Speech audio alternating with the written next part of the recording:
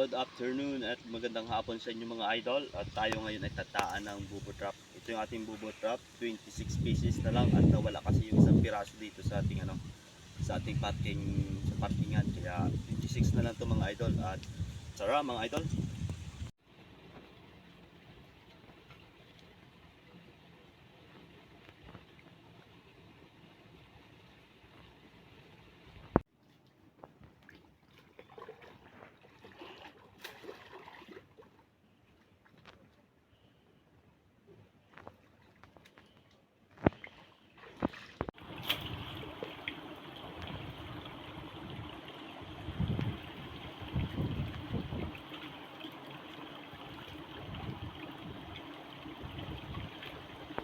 Ayun mga idol, at nagabihan kami ng anak ko yung anak ko.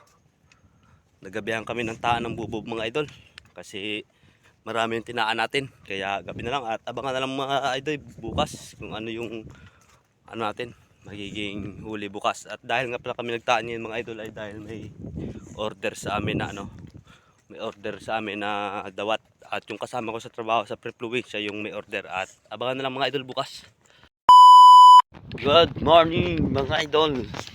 Ayan, good morning. At tayo na ipapando ng mga idol. At alas 6 na masyado tayong naagahan. Pero okay lang ito mga idol. At tama na yung gising natin para magpandaw. Ayan, at tara mga idol, at samahan niyo po ako.